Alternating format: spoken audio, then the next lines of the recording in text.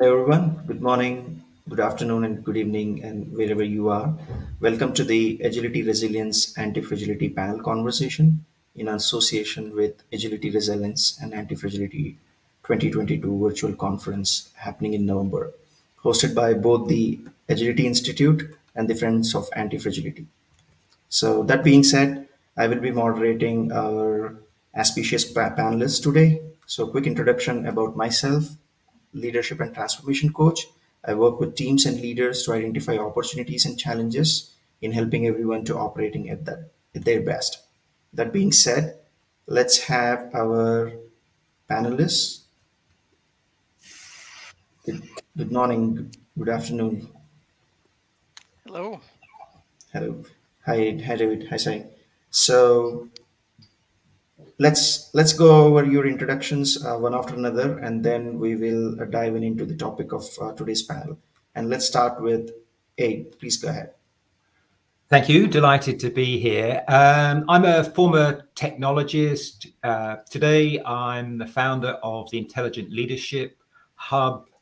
Over the years, I've gone from software engineering through to basically advising business leaders on digital stroke business issues. Former columnist for the Financial Times, written a few books.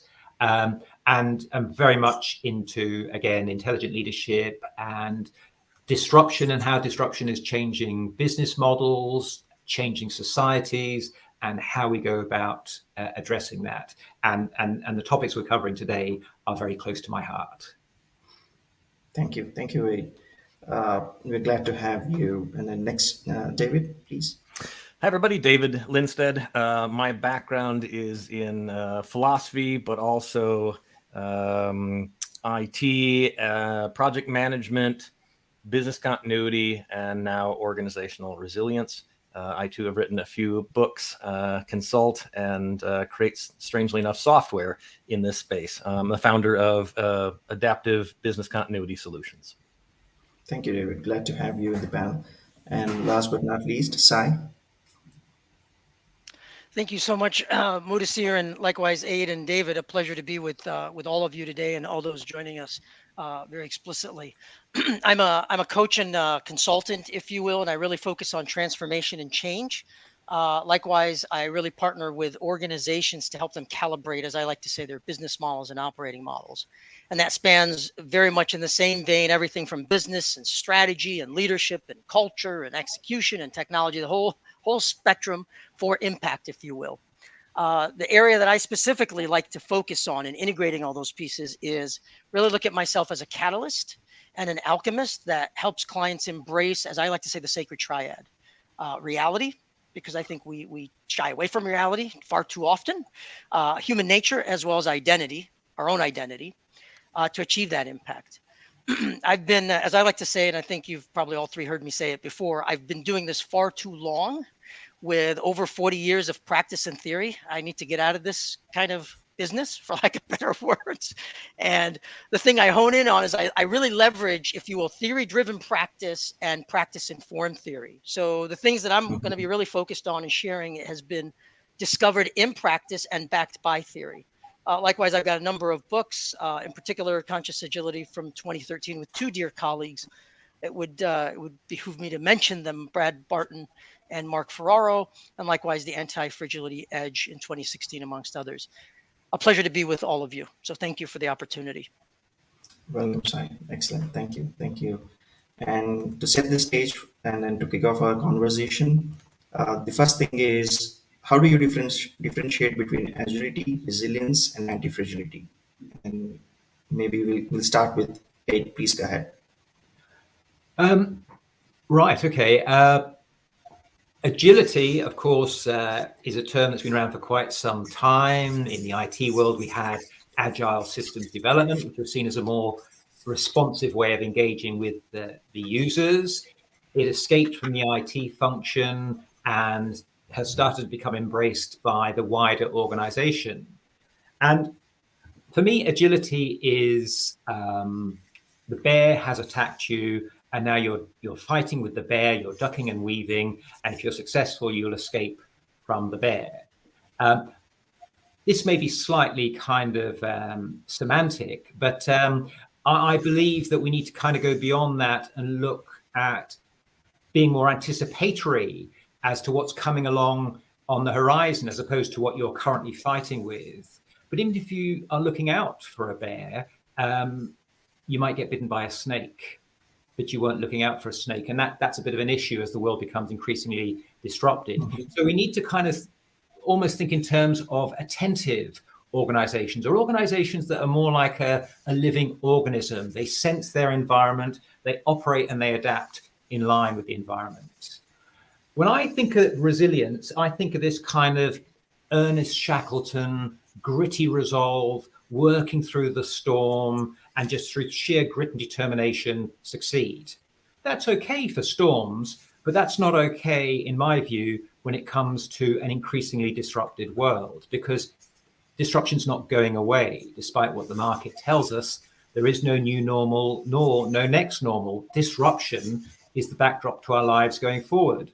So pure determination and grit won't energize you. You will run out of energy in that respect. So we need to start thinking about what I call super resilience. So instead of fighting the enemy, you dance with the enemy. You surf the tsunami and embrace uncertainty, so to speak. And this is a characteristic of living organisms.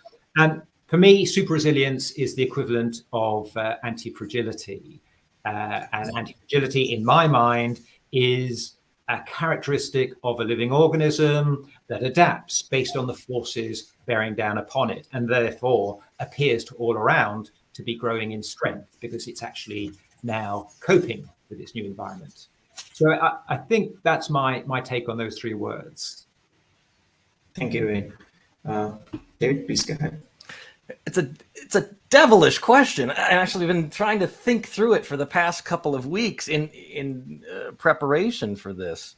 Let me put a quick caveat. So I want to talk about. I don't want to talk about the personal, individual level. That I think that's a whole discipline in itself that speaks very much to psychology. So I want to look at the organizational, a unit, a team, a group, a system, an environment. Okay, so let's look in that realm. And I want to kind of flip it around a little bit, because the best way I could think to answer the question is to come up sort of with a concept and see then how we want to put a name to that. So the first is, think about a unit, a team, a group that can quickly adapt to change and disruption, right? Mm-hmm. So that could be a military unit. That could be a team, a strategic team. It could be a football team. I don't know, whatever. I think that's agile, right? So I think that it's something that has agility is something that can quickly adapt to change and disruption.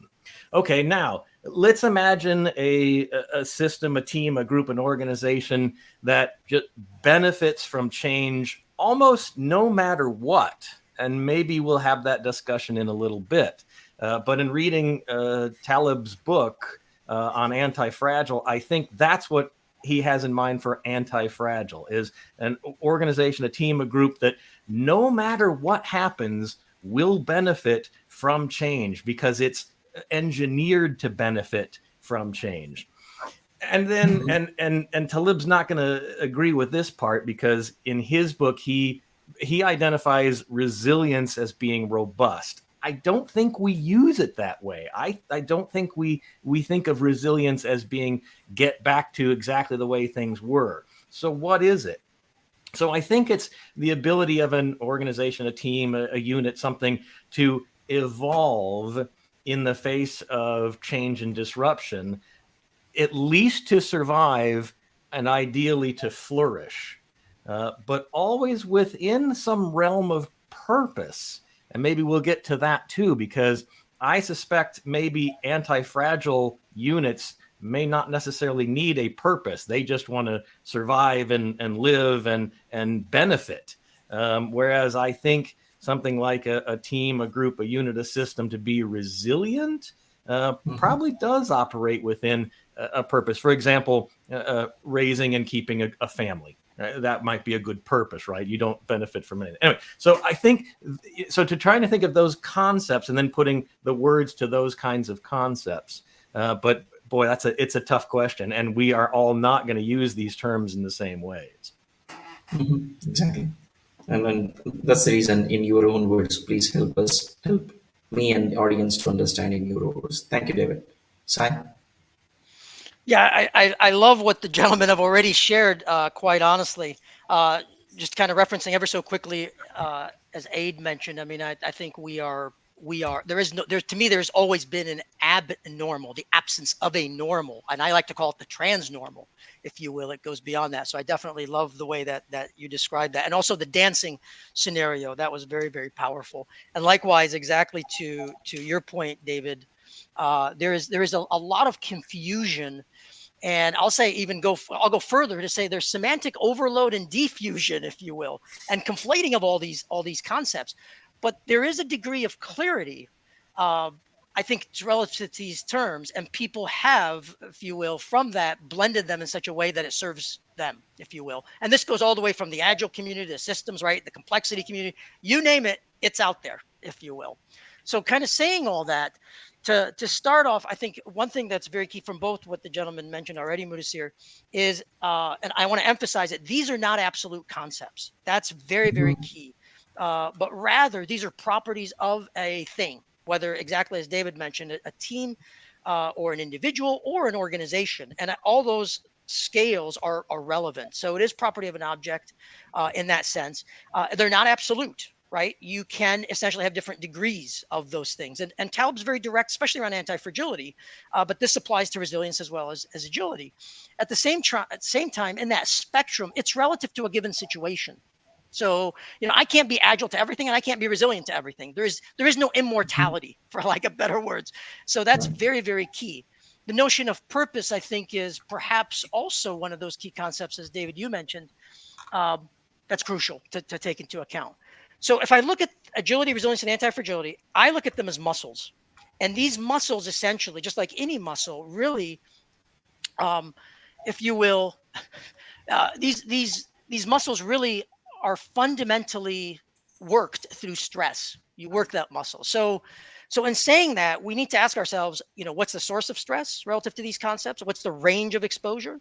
Is it acute? Is it chronic? What's the recovery time involved? So that's a backdrop to be very, very honest about the situation when we think about these as muscles and stress, and then how we work with them becomes the next question. So to answer your question very directly now, these are distinct, very, very distinct, with a degree of clarity, especially from a practice perspective. So if we look at agility, and Dave emphasized some of this in 8 as well, agility is fundamentally about responsiveness. It is, if you will, the ability to respond to something. If I look at anti-fragility, if you will, anti-fragility is about growth. So that can be a positive or a negative, exactly as also mentioned by David. That growth is growth from something, if you will. Notice, it isn't growth into something, it's growth from something, aka the stress that enters the picture. So agility is about adaptability. Anti-fragility is about evolvability. That's very, very explicit. If you bring resilience in, and resilience is very much connected to robustness and sustainability and what have you, if you look at those concepts, it's based on what is. I can be resilient to what is or what isn't. I deal with change and disruption from a resilience perspective. So take it one step further, and this is where now we begin to distinguish even more critically. Agility essentially has affinity to order. This is why we talk about embracing change. We embrace change from an order state. This is where we talk about risk management. From an anti-fragility perspective, we actually embrace disorder. This is radically different now. When we embrace disorder, we're embracing disruption, and we have a risk inclination and a risk taking. We actually don't have risk management. To use a word that Taleb uses, he says risk management is a sissy discipline. I don't necessarily agree, don't get me wrong, but he actually uses those words, right? And so that's very, very distinct. You've just lost half of your clients there, Sai. Congratulations. Well done. That's good. What can I tell you? Yeah, what can I tell you? Quoting Taleb, not necessarily speaking, if you will, in the word itself. And then if you look at resilience, there is, and this is why we see resilience heavily tied to business continuity. There is a key continuity aspect to it. Adaptation can happen, evolution can happen. It's almost the in between. That's resilience. So I'm going to make just a few more statements to kind of crystallize the distinctions. If we look at agility, it very much is about reactively being open to and adapting to change. That's very, very key. If we look at anti-fragility, it is proactively wanting, seeking, and evolving from disruption. You actually pursue things that make you stress. You actually, if you have a muscle, right, you have to go to the gym to work that muscle, right? A muscle is just going to actually die if you don't work it. That's anti-fragility. That's very, very distinct. So proactive versus reactive, wanting and seeking versus very much being open to. And then now if you look at resilience, again, the in between, it is about recoverability in the purpose of continuity, where there is adaptation, evolution that can happen, but it is ultimately about recovering from what impacts that continuity. So I've mentioned a number of things, but these are very, very distinct. And I love, David, where you kind of kicked off the conversation about the big picture in a sense. These are very distinct, noticeable at the individual, at the team level, or a collective level, and at the enterprise or business, broad level, and beyond that into the marketplace and ecosystem. So long-winded, but that's a bit of my perspective. Well, that's interesting because, and I'm not sure. I mean, this part's new to me, so I don't know if it quite works. But I mean, so agility is an affinity to order. So it's sort of in a way, it's a willingness to change to quickly achieve order again. Anti-fragility is an affinity to disorder. We don't want order. We like a bit of chaos. We like a bit of testing. We like a bit of tempest in a teacup. And maybe resilience is interesting because maybe it's sort of that middle, which is, and I'll say it's an evolution to a new order. Because I think there's something in resilience that, it's a loss, it's a change, it's an evolution. You don't have a species that is resilient and evolves just for fun. It's in a reaction to something, or if we're humans, then we can predict it. And it doesn't necessarily have to be a reaction, but we're moving to the new order. I don't know. That's an interesting way of putting up the three of them. I don't know if that quite works. Yeah. And David, I like what you're describing, but I go back to what Aid said, if you will. And this is why, for me, there is no normal and abnormal, if you will. There is a transnormal. Okay, so let's say order. You're right. Let's not say normal. Let's say a new order. A new order is always emerging. If you look at those distinctions, you can say agility is about reactively embracing change in a world of order because you assume it, you have an affinity for it. And if you will, anti-fragility, you're actually proactively seeking disruption in a world that is naturally in continuous transformation. There's always an order and disorder aspect to it. And then resilience is recovering from whatever change or disruption toward continuing to be able to evolve and adapt. Yeah. So it's a very, very interesting space. That's interesting. I wonder. Yeah. Okay. Yeah. I like that. Yeah. Good. I think we're done, right? We're done. Thanks everybody. We've got for good coming. Conversation. I hope you enjoyed today's session. Great. So let's bring in Aid, and then Aid, based on what David said and then Sai said, what is the thing that caught your attention that is unique, and what are your thoughts? Well, my head feels like Heathrow Airport. I've got so many concepts flying around, and I'm not quite sure how to land them all. But I guess, in my view, agility and resilience are industrial era concepts when we had, if you like, synthetic certainty in the environment. Anti-fragility is for a post-industrial world that is characterized by chaos. And I think really, if we imagine ourselves as individuals, as organizations, we should be seeking harmony, or at least to get to a harmonious state as quickly as possible, because disharmony is the equivalent of generating friction and heat, and that's generally wasteful. So we have a tendency towards harmony. So I don't think we seek disruption. Disruption is coming after us. So I don't think we've got as much agency as it might appear in terms of how we deal with the future. So for me, the fundamental step is the last 300 years, we've had a high degree of order, give or take a few world wars. But the name of the game was to create conditions that would enable a factory to be a wise investment, to know that your investment in the factory would be, the demand for the factory's goods would be of sufficient duration to justify the investment in that factory. And that's what the industrial era was all about. It's all about calming society, calming everything as much as possible to create predictability. What's happened is that things like technology have been evolving exponentially, globalization, connectivity technologies are essentially making the world unknowable.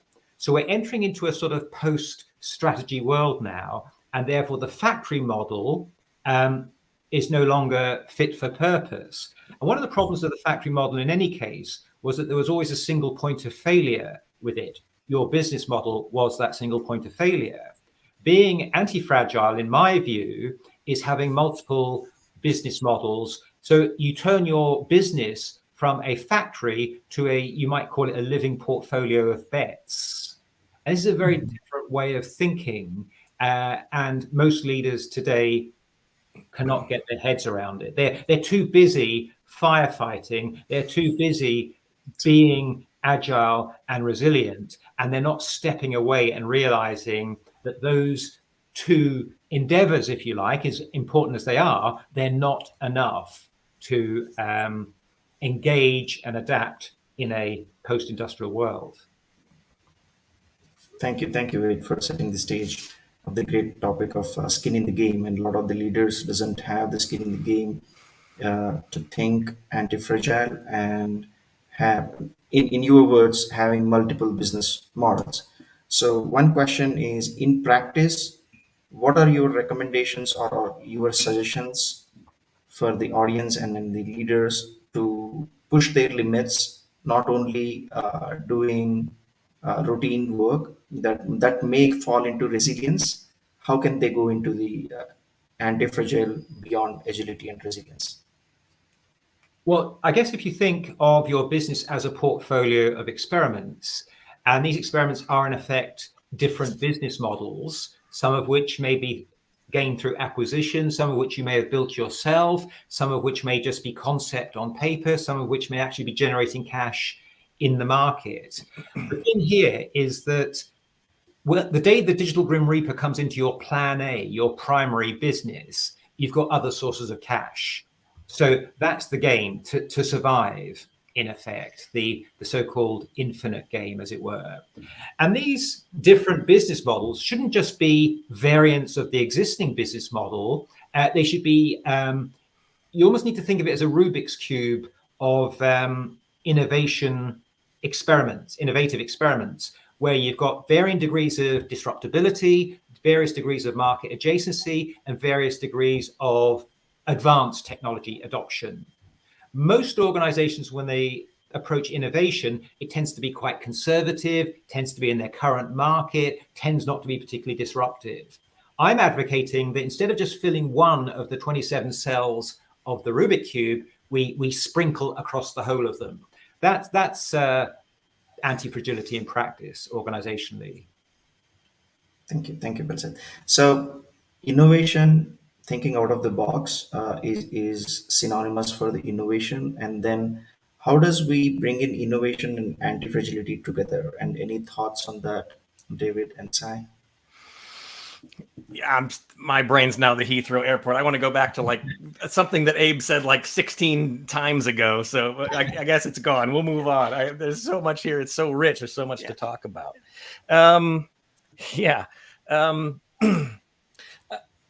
I think, and Abe and I might disagree about whether sort of the industrial part and what's right for a post-industrial. I think as human beings, and as human beings play themselves out in organizations, that by and large, the vast majority of us don't like change, don't like loss, and change usually involves loss. So I think most of us, as it plays out in our teams, our groups, our organizations, our units, our systems, our environments, we like status quo. by and large. We might like little changes. We want a new show on Netflix, but we want to stay with Netflix. We want to stream something new, but we want to sit on our couch and stream it. So I think we like status quo. And let's not forget that, status quo does have a lot of benefits. Talk about your efficiencies. I mean, and these are fragile, but they're here for a reason. There are reasons we have efficiencies, that we have Six Sigma, that we have ways of trying to get the same thing in very repeatable, predictable processes. I think the question is, how long can a system like that last? And my instinct is that, 200 years ago, it would last longer than 100 years ago, and will last longer than yesterday, right? The pace of change and the impacts of change, I think, are increasing. So the question then is, okay, I think you need to bake in, as Aid said, in the Rubik's Cube, not just, one little quadrant that does change, innovation, disruption, red teaming, and experimentation. Mm-hmm. But I think you need to have that shot through the organization, but not everywhere to a large degree and on every level. And this is where it becomes so difficult, to really think through. This is where it takes wisdom to say, look, there are some things that we shouldn't touch and they should remain fragile and effective, but we'd better get ready for change. And how do we do that? And the very short answer to that is, well, it's complicated.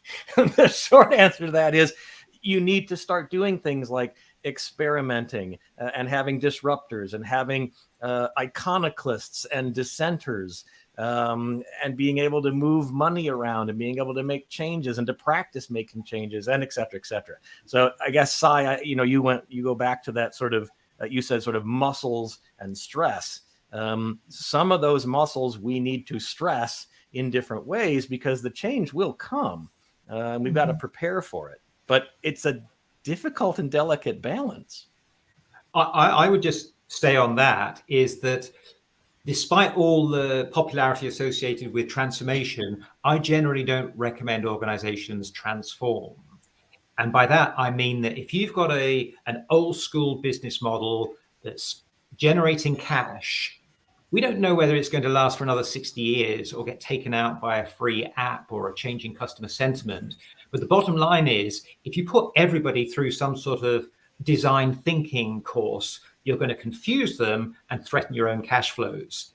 So by all means, digitalize the arse off of it in terms of, smarter, faster, cheaper, but it's a faster, smarter, cheaper Titanic. And even a Titanic optimized to detect icebergs is no match for air travel. So so basically don't transform your existing business, digitalize it, but make sure you have alternative business models that do embrace innovation, creativity, flatter leadership structures, and so on. So I'm being slightly tongue-in-cheek when I say don't transform. I mean, don't transform so much your existing business model, but start building other business models very, very quickly. Yeah, and because we want to talk about very practical things, on the one hand, I think everyone would agree that there's a cost to this. There's a cost to resilience. There's a cost to being anti-fragile. And you have to be very careful about those costs and how they'll, in complex systems, will have unintended consequences. That being said, and talking about, again, the Rubik's Cube and putting layers of this throughout the Rubik's Cube, there are some very simple things you can do. And since I also come from the project management background, look, one of the things, take 30 seconds. One of the things that we did is, when we were deciding whether to move a project from the next stage to the next stage to the next stage, for example, just, what is it? And then, okay, do we want to do it? And let's assign it and get it done. We assigned one person to be the devil's advocate. Who would sit around that table and say, no, you shouldn't do this project. You shouldn't move it on. Well, why not? And maybe they had to really think hard about why not, or maybe that was obvious, but really put some dissenting opinions out there. Now, that doesn't cost you any extra personnel. That doesn't cost you a lot of money. It costs you a little bit of time, but just little things like that in thinking of alternate ideas, alternate perspectives, alternate and what could happen, and red teaming and all these types of things. So on the one hand, it's very clear there's a cost, and it's very clear this is a very complex topic that we're talking about. On the other hand, I think there are some very simple things that you can do to get ready for change that is unpredictable. Mm-hmm. Yeah, so I love where the conversation's gone, and I think you both. Heathrow is an interesting place indeed. So definitively, there's a lot on the table. I'm going to tie a few threads together and add, if you will. I think it's key that, and I'm going to hone in on living is a key aspect that Aid you brought up, which I think is fundamental. Baking in, I think, David, exactly as you said, you got to bake some of this stuff in. Likewise, there is a cost, there is a difficulty, and there is, above all, a delicateness, I think, exactly as you mentioned, an extreme delicateness.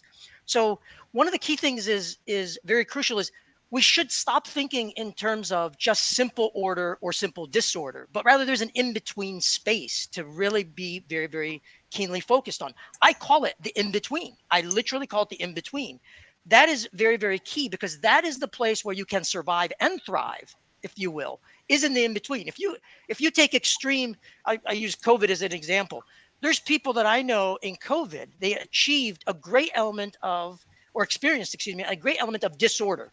There's others that actually experienced a great element of order, because it's the same people, it's the same spouse that they got to see, it's the same neighborhood that they got to be in, and that essentially began to have them suffocate. So it's neither or, but it's really both. That's very, very key. That's crucial. The in between. This is a shift, exactly as Aid has mentioned. In particular, a shift to think in terms of living ecosystems. That's really the way we need to think about these things. It's these living ecosystems. We can talk about uncertainty and risk and change and disruption. These are all in the in-between. And then most explicitly, as we bring those together, I'll say there's two sort of principles that I've honed in on at a very practical level. And you folks have called out some of the elements already, but at a very practical level, both at the individual, group, and enterprise level. And one of them, as I like to say, is if you will, embracing reality, where we explore our options and then we experiment. It's embracing an entrepreneurial mindset where we can discover opportunities, internal and external, within organizations. And these actually can be very, very pragmatic and low cost, even at that. Very much in the way that you described, Dave, the devil's advocate, if you will. We can come up with another experiment and options and see where it takes us. Additionally, I think there's another element, and this one here in particular, I like to call ensuring aliveness. Here, what we do is we also cultivate the conditions. Don't send everybody to training. I'm not a fan of training, and I'm a fan of continuous transformation. To be very honest about it, I'm not a fan of training, but continuous transformation, where we help people become more independent and at the same time more redundant. Over optimizing actually can make you extremely fragile. And there are tests that we can do to test those theories. The portfolio, I think, Aid, you mentioned the portfolio piece. I always tell folks, let's just start off and play devil's advocate, like Dave, you mentioned, and let's flip the whole priority of your portfolio. Now, what do you do? Right? And see what happens. And, oh, well, we didn't realize that this was going to have this implications. So I think there's a lot of good pragmatic stuff that's coming out in the conversation, from living, thinking in ecosystems, from thinking about what's cost effective and what's baking in, what's difficult. I think the big piece is delicacy. And I rambled a bit, but let me just summarize with this. The greatest difficulty, I think, for organizations to deal with, the concept that is most difficult for them to deal with, is death. You have to have fragility in order to achieve anti-fragility. You have to have fragility to achieve resilience, and you have to have fragility to achieve, if you will, agility. And things have to die, and things have to be born. Yeah, I guess I would change death to loss. And I think that, I mean, the arguably the pace of change is increasing, which I'm going to say naturally means that the pace of loss is increasing. And this leads me to so many areas, but I guess the one that I want to point out, I threw this in the chat, but which is, on the one hand, during COVID, Wall Street made overall lots of money. I mean, overall, a lot of companies made a lot of money during COVID. But But one of the impacts of that now is that we're dealing with the great resignation and quiet quitting. Why? Not money. The people felt they weren't heard, they weren't supported, they weren't cared for. The organizations didn't understand the loss and didn't appreciate the loss. And so, Sai, you talk about sort of reality and the need to face reality. And part of that reality in the face of change and disruption and uncertainty is loss, whether actual or anticipated. And we have all got to do a better job of dealing with the loss that people experience during these times. And again, I think at an increasing pace. But David, I don't think loss is sufficient, because we are conditioned to think in terms of loss and gain. If I lose it today, I can gain it back. That's not a reality. That's not continuous transformation and evolution. I'm very explicit about death. Actually, I will not compromise on that word. Actually, I say death and birth, because that is creative destruction. That is what's necessary in order for us to survive and thrive. It is not loss and gain. It's actually death and birth, very explicitly. And that shifts. That's a very different paradigm shift, going back to what Aid has mentioned relative to the industrial era, because that's where gain and loss comes from. In the new world, it truly is about birth and death and creative destruction. I think I'll disagree with that, particularly when it comes to individuals, but maybe we can agree at sort of the macro scale of the birth and death of units, groups, lines of market, products, and those types of things. But I would actually continue. We could definitely agree to disagree, my good friend. But even Taleb, I'll say, from an anti-fragility perspective, actually hones in on this concept. He says entrepreneurs fail. The way he describes it, entrepreneurs fail. We should celebrate entrepreneurship. Entrepreneurship, if you will, is not a loss. It is a death of a business. It is a death of an idea. It is a death of something. But in the process, something else is born. So we could definitely agree to disagree in how we express it. But I think we come close. We do come close. And I definitely respect yourself and Aid by all means. But either way, I think one of the things I find so interesting in this time, and looking particularly at the Christchurch earthquakes, Hurricane Katrina, now the Russian invasion of Ukraine, is how much of dollars and cents, real business, economy, MBA stuff hinges so much on the human being, and I guess sort of what we call the soft skills, but that doesn't even begin to sort of get it right. But empathy and care and empowerment, and these are the things that right now are making it so that businesses here in the States and elsewhere, we can't find the employees that we need to do the work. And why is that? It's not a money issue; it's a care and an empowerment issue. But I think those same forgive me for interrupting you, David, if I did. I think those same concepts actually are double-edged swords. That's why they're in the in-between, because to be honest, care could actually cause fragility versus anti-fragility and or resilience and or agility. A perfect example, we've got so much money, respectfully, I'll say Sai isn't doing his job. So we got so much money. Why deal with the headache of firing the guy, right? Let's just go ahead and hire Aid, who's going to actually watch Sai, even potentially fall asleep at his desk. Let me put it that way. Well, Aid is not doing what he needs. Let's go ahead and hire David to watch Aid, who's watching Sai. Before you know it now, essentially, you've got a lot of fragility built in an organization. And that really is a key area. One thing I'll add, if you will, a lot of organizations, a lot of companies going through the COVID experience of the past few years, they said, well, we're anti-fragile. The reality is, no, you were lucky. You had enough fat on you to survive. That's from an agility, resilience, and anti-fragility perspective. Yeah. It has nothing to do with it. You just had a lot of fat. Yeah. Because what were you proactive about? So although that's kind of interesting in itself, right? Because there is a piece of anti-fragility that involves redundancy. So, and Taleb talks about this quite often. And, nature carries around things that are redundant, that take extra costs. But there's a reason for that, which is that for exactly what you said. If you happen to be an organization that had a lot of extra cash, well, that was probably a good thing. Some redundancy and some helps in these times if used wisely. Most definitely. And that's why I go back when I mentioned the ensuring aliveness. To your point, David, it is being more independent and being more redundant, but was it intentional? Fair enough. Yeah, absolutely. Yeah. So Aid, what are your if I thoughts? Totally agree. David and so I if have I been may talking. throw based on this conversation, Ed, if I throw a I'm question just, in this I'm just mix. happy to revert to being the audience. This is very interesting. Okay. I guess if I try to put a map over this, or not a map, but a fabric, we were all tribal up till around 12,000 years ago, and human adaptations take around 20,000 years. So we're still wired to be tribal. And the name of the game for tribes is to stay in the game. This is the infinite game, so to speak. The game is simply to survive. And tribes do three things fundamentally. They sense what's happening in the environment. The faint snap of a twig or the growl of an animal could spell death for the tribe. So they're very emotionally intelligent, if you like. With that data, they then make a decision, and that's IQ. And then once they made the decision, they act. So they're in this continuous sense, decide, act, sense, decide, act.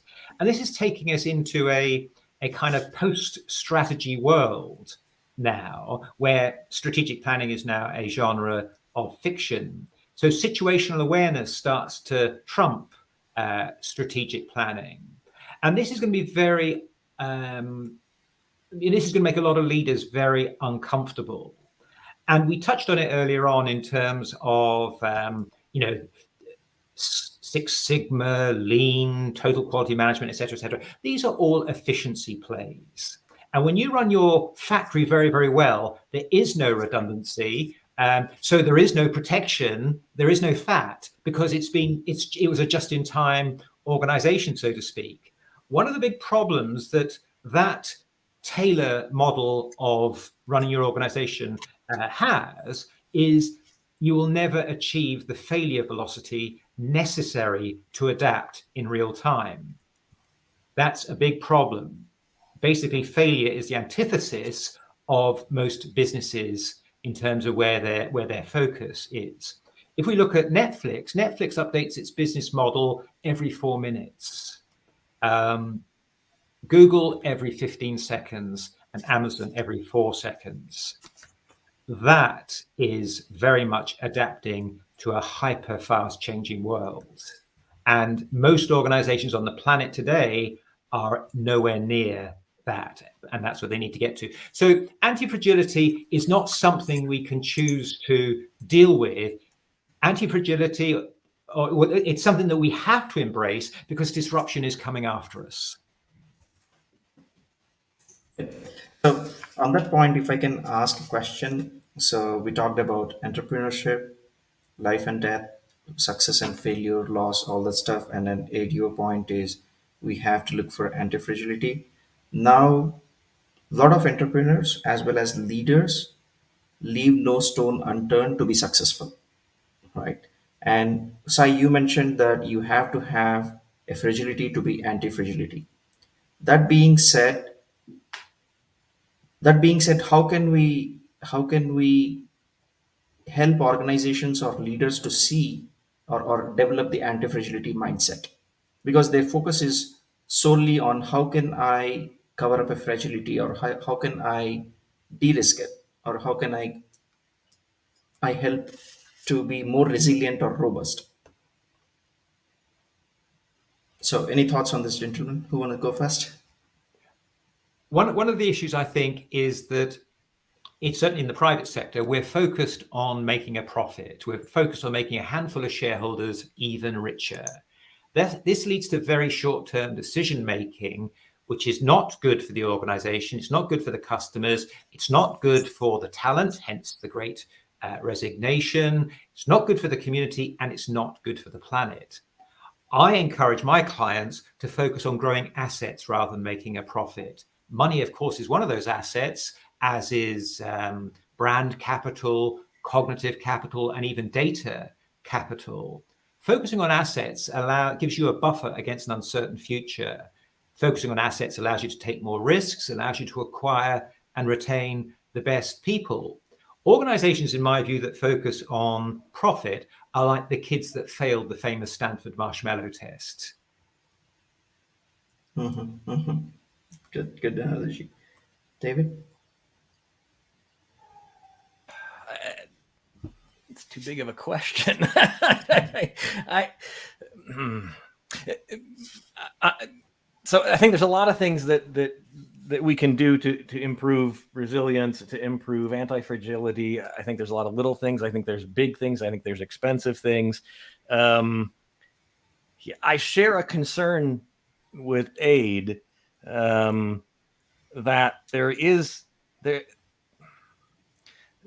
a reward for fragility, and there's a reward for efficiencies, and there's a reward for you are not the company. So the CEO can come in, make changes, reap a reward, sow the seeds of chaos, and leave and go do it again somewhere else, right? The needs of the organization are different than the needs of the individuals that run it. The other concern I have, and we haven't talked about this, but Sai and Mudassir, in your interviews, your guests have talked about that there is an imbalance in power that clearly comes from the top. And the kinds of culture and changes that can be made from the top down are very different from the ones that can come from the bottom up.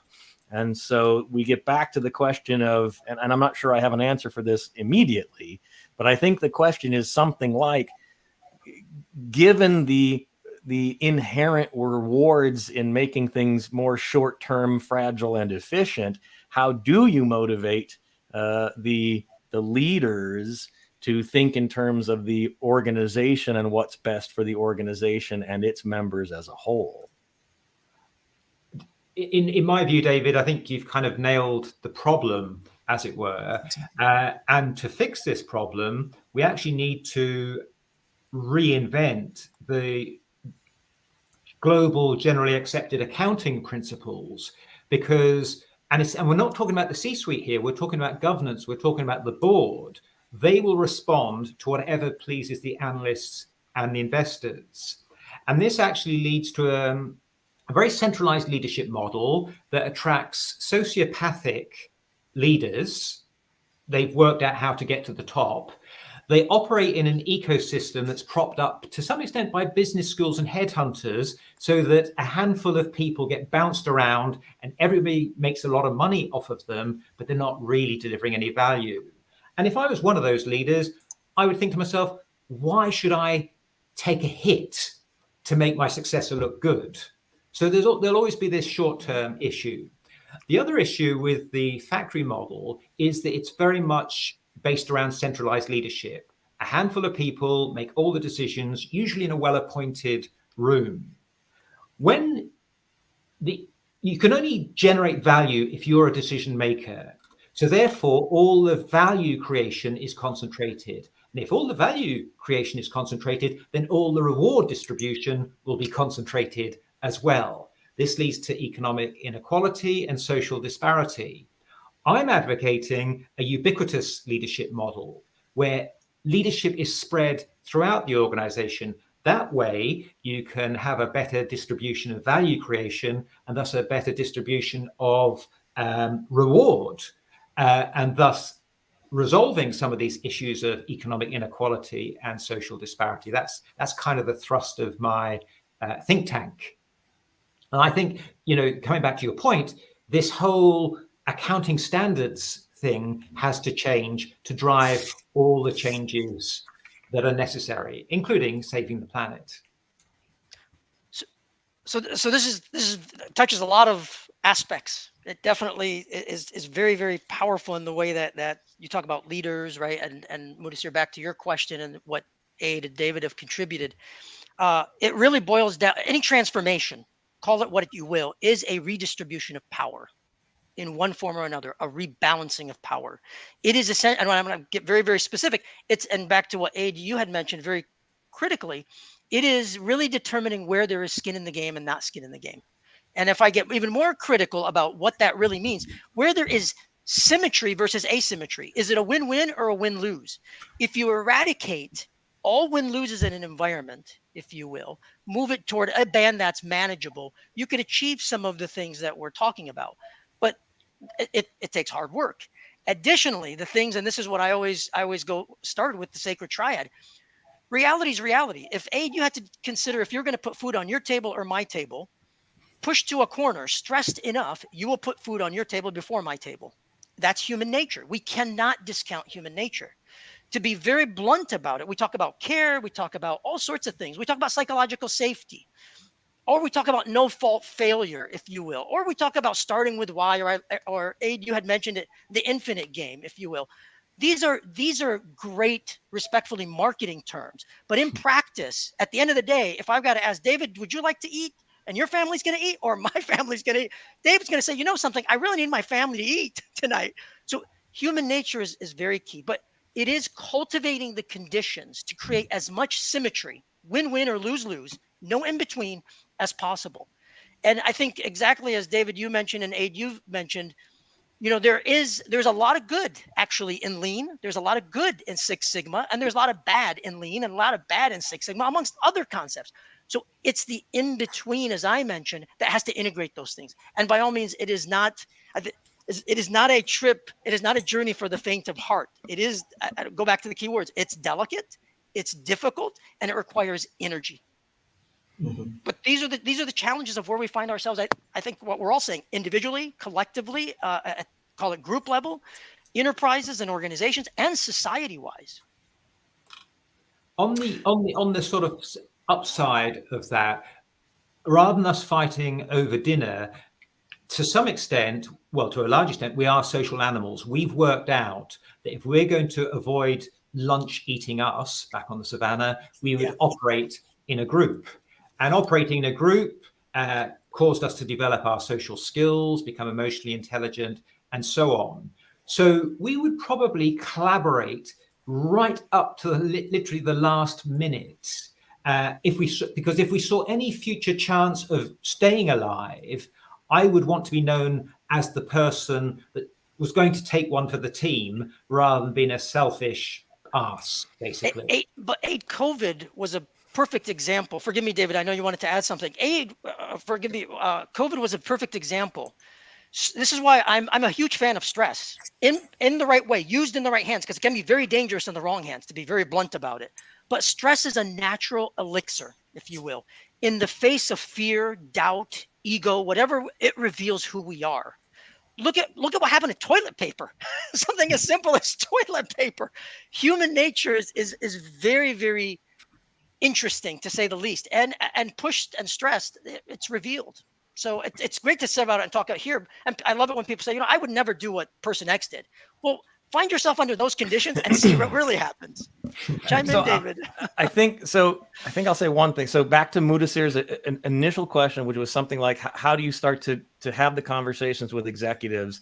I suspect that if you can change the conversation from what do I, the individual, need to do to thrive and benefit in the organization, to what does the organization need to do, or what do you need to do for the organization to allow it to survive and thrive, that's probably the tipping point there, the focal point, because I think the answers to those two different questions are very different.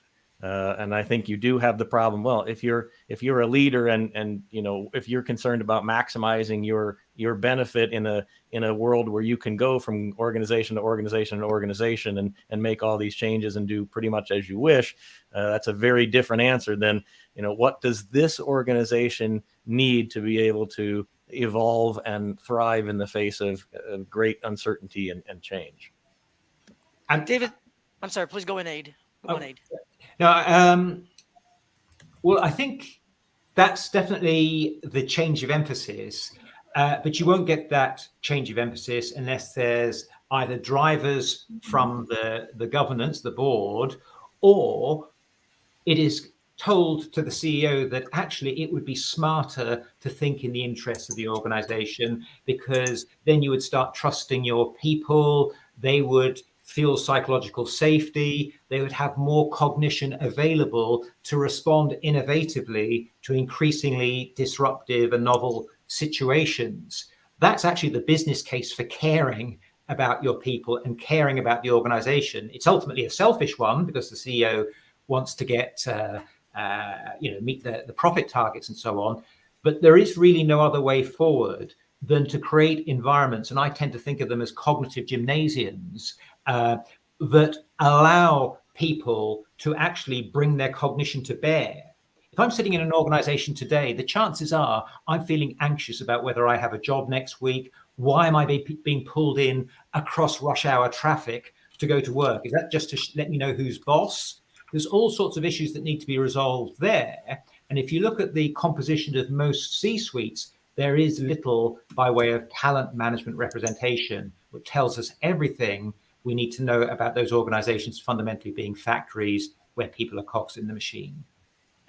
And Aid, relative to what you just said, I love the way you described it, because you said at the ultimate, it's still the CEO being selfish, if you will. We cannot discount human nature. The assumption that's built in that the CEO, respectfully in this case, can make that journey, right? To ultimately, yes, I will be rewarded if I reward others, requires so much awareness that, if you will, that CEO would not be fighting, if they had the awareness, over toilet paper, as to what we experienced during COVID. But the reality is there were a lot of CEOs fighting over toilet paper. So that awareness is not always there. And that, I think the key thing, and this is, I think, historically going from era to era, like the industrial era, et cetera, and where we find ourselves, we are all in one form or another driven by one impulse, and that is to achieve immortality. And that immortality is achieved in different ways, whether it's through our children, through our work, through our communication, through our collaboration. But we have to not discount that human nature and one's identity always plays in it. I value this conversation more than call it something else, but someone else will value something different. I love the fact that I'm in a conversation where I end up being the optimist. Something has gone horribly wrong when I'm the most optimistic in the group. But David, I don't think it's optimism or pessimism. I think it's realism. Yeah. I mean, I think we're all looking at the concepts, right, from a realistic perspective. Because I mean, I'll be very honest with you. I've had CEOs that say, you know something, I love the psychological safety stuff. It's great propaganda. But you know something, at the end of the day, Sai, I need you to ensure we meet these objectives because I need to get my new boat next year. There we are.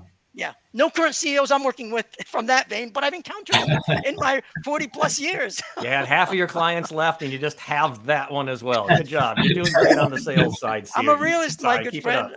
I'm a realist. And those that work with me definitely get the results of that realism. Good. How are we doing on time, Modis here? Yeah, we're almost there. So on that note, let's dive into closing notes. And David? Nice, thanks. Closing notes. After that, where the heck do we go from here? I have no idea.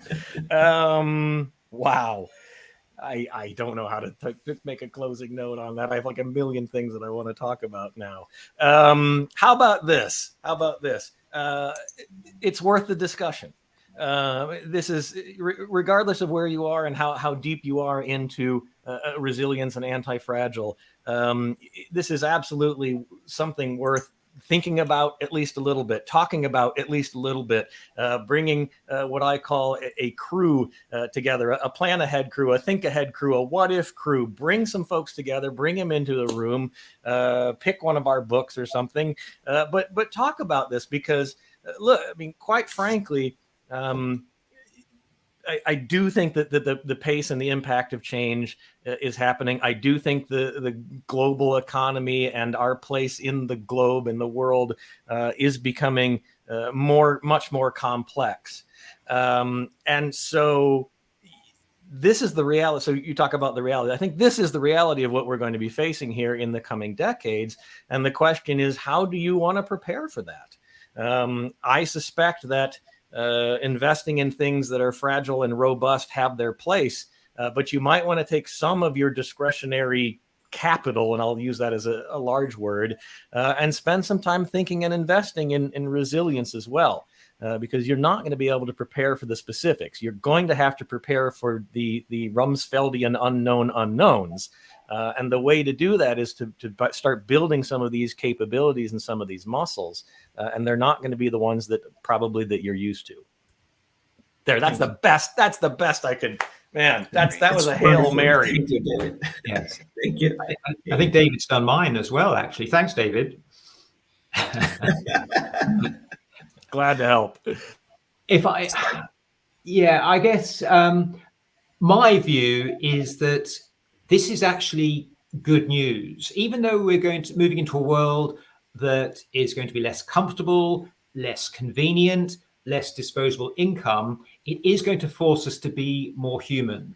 The last 300 years has been about dehumanizing us and turning us from people into consumers, and into cogs for the machine.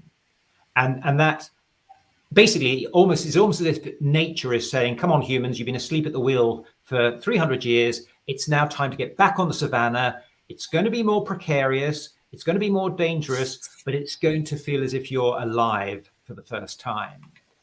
So I take great hope in that. Obviously, I want to stay in my nice central heated house for as long as possible, but I actually now have a discipline of, and I suspect, Si, you do as well, of putting yourself under stress, reconnecting with reality, having at least one near-death experience a day, so to speak. Now, I'm getting a bit carried away there, or three, but yeah, I think organizationally, job number one is to sense what is happening in your environment. If you do not understand what's happening in your market, you are out of touch with reality. And if you're out of touch with reality, you will deviate from it. And that becomes a real problem. Yeah. Yeah. And if I add my perspective, number one, acknowledging definitively the conversation and the action aspect of it, David, that you threw out is very key. And likewise, really, this is a return to humanity in so many ways, exactly as Aid is describing. And I, if you all capstone that, if you will, with really what I've emphasized with the sacred triad, and that is you have to be able to deal with reality. You have to be able to deal with human nature. It's not good or bad. It just is. On a good day, for me, I catch a good David and a good Aid. On a bad day, for me, I catch a different set of folks, right, that I'm interacting with. And it really depends on who we are. That fundamental question, who are you and our identity? So embrace, I encourage folks to embrace it. And then through awareness to achieve advantage and impact. So it is the awareness aspect that is very key. I also encourage a lot of our listeners, and this is a great conversation, exploratory as well as directive in terms of practical stuff, but don't conflate. And this is what I would encourage folks: don't conflate the fundamentals and operationalizing these concepts, because they are distinct and they are leverageable in different ways, neither good nor bad, just different aspects of how we deal with the real world. If nothing else, I leave it with kind of everything that you've mentioned. And I say, be real, really embrace practice driven or practice oriented perspectives, and then be theory informed or founded versus just coming up with an idea and thinking it's going to work. We don't have the opportunity to not embrace really what's ahead of us, neither positive nor negative. Just be a realist. Thank you Great, all around. great, Sai. And David, Sai, thanks for your inputs. To close out, from my perspective, everyone has touched the core aspects of anti-fragility. And David, you talked about context is the king here, as well as uh, not necessarily one can become anti-fragile or not. At least we need to start thinking from that direction. And Sai and Ed, you both talk about humanity, human nature, and selfishness is also very much ingrained into human nature. All that stuff, and and definitely, and in the analogy side that you gave, reactive, proactive, and recoverability on agility, resilience, and anti-fragility is just eye-catchy. And then I would say all of our audience would have been very much intrigued with this conversation, and take and then consider this panel conversation as a food for thought to learn more about anti-fragile, and also explore how how can be more practical and implement in their personal and professional lives. That being said, I guess we are all good here. Thank you. Thanks, David. Thanks, Ed. Thanks, Sai. It's wonderful talking to you guys. Have a good day ahead. Bye bye. Thank you.